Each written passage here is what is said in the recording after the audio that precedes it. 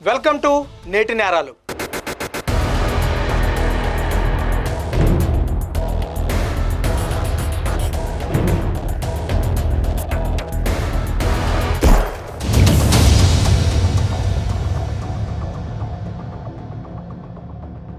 బంధాలు మనిషికి బలం కావాలి, కానీ అదే బంధం, అదే నమ్మకం, అదే ప్రేమ తప్పుదారిలోకి వెళ్ళినప్పుడు ఎంతటి భయంకర పరిణామాలకు దారి తీస్తుందో ఈ ఘటన చెబుతుంది.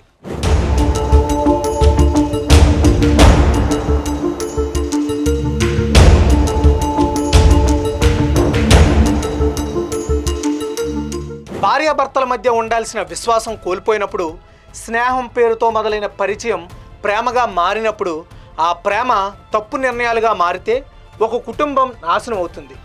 పిల్లల భవిష్యత్తు అంధకారంలో పడుతుంది.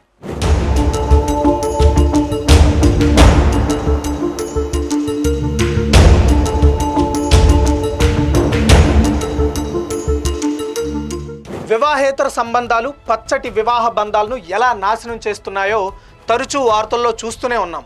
అయినా మతి భ్రమించి చెయ్యి పట్టుకొని 7 అడుగులు వేసిన భర్తనే అదే చేతులతో అంతం చేస్తున్నారు.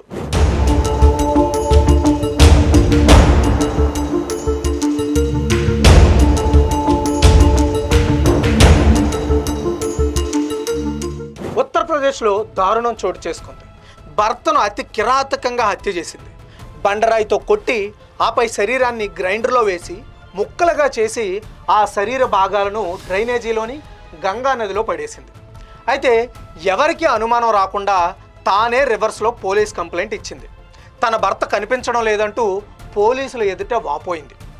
రంగంలోకి దిగిన పోలీసులకు భర్త శరీర భాగాలు దొరకడంతో అసలు విషయాలు వెలుగులోకి వచ్చాయి.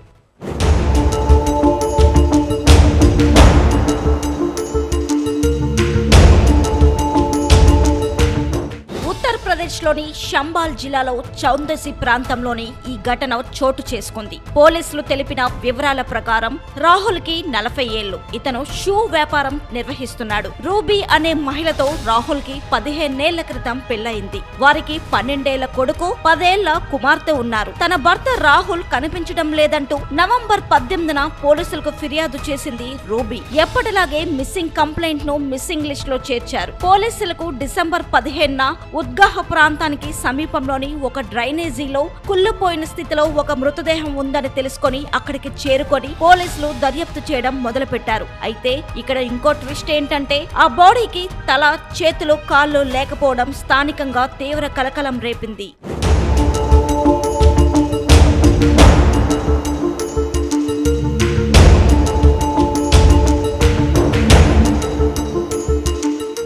అయితే మృతదేహాన్ని స్వాధీనం చేసుకొని పోస్ట్ మార్టం నిర్వహించారు పోలీసులు. ఫారెన్సిక్ బృందం DNA నమూనాలను సేకరించింది. మృతదేహంపై రాహుల్ అనే పేరు పచ్చబొట్టు ఉండటాన్ని గుర్తించారు పోలీసులు. దగ్గరలో ఉన్న పోలీస్ స్టేషన్లో నమోదైన మిస్సింగ్ కేసులను పరిశీలించగా అది నవంబర్ 18న కనిపించకుండా పోయిన రూబీ భర్త అని పోలీసులు నిర్ధారించారు.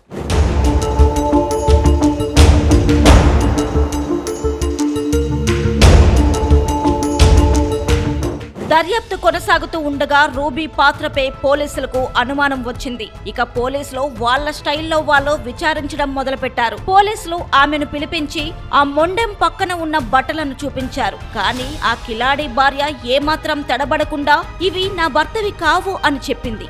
అయితే ఆమె ప్రవర్తనపై అనుమానం వచ్చిన పోలీసులు ఆమె మొబైల్ ఫోన్ను స్వాధీనం చేసుకొని తనిఖీ చేశారు.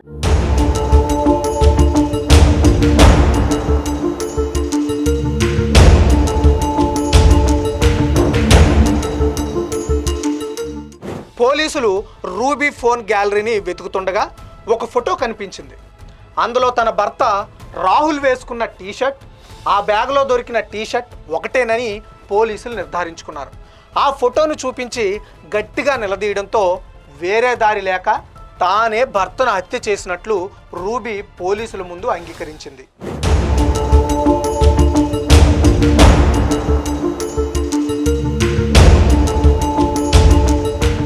నీ భర్తను ఎందుకు హత్య చేసావు అని రూబీని పోలీసులు ప్రశ్నించగా కొత్త విషయం వెలుగులోకి వచ్చింది. రూబీకి కొన్నాళ్ల క్రితం గౌరవ్ అనే వ్యక్తితో పరిచయం ఏర్పడింది. ఆ పరిచయం ప్రేమగా మారింది. దీంతో కొద్ది రోజులుగా వారిద్దరి మధ్య వివేహేతర సంబంధం కొనసాగుతుంది.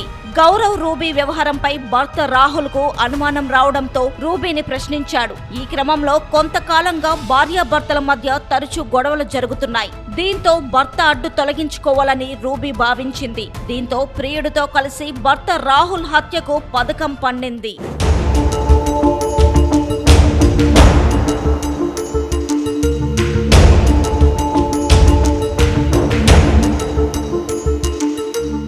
ఇక రాహుల్ కథ ఎలా అంతమొందించారో పోలీసులు ఆరా తీయడం మొదలుపెట్టారు. నవంబర్ 17 అర్ధరాత్రి రూబీ తన ప్రియుడైన గౌరవ్ ను ఇంటికి పిలిపించుకుంది.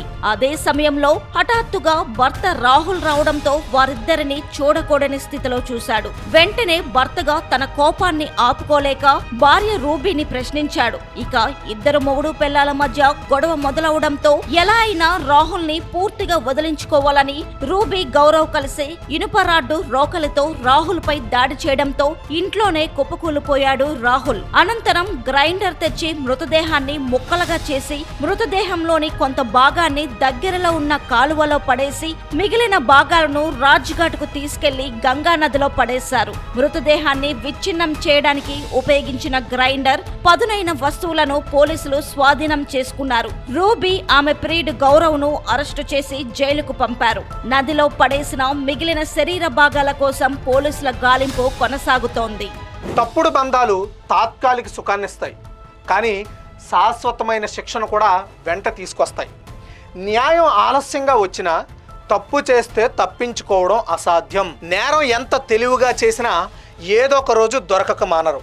ఇది కేవలం ఒక నేర కథ కాదు, ఇది ప్రతి కుటుంబానికి, ప్రతి సంబంధానికి హెచ్చరిక.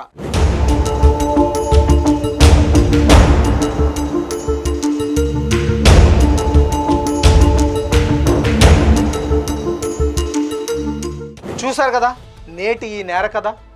మరొక నేర కథతో మళ్ళీ కలుద్దాం.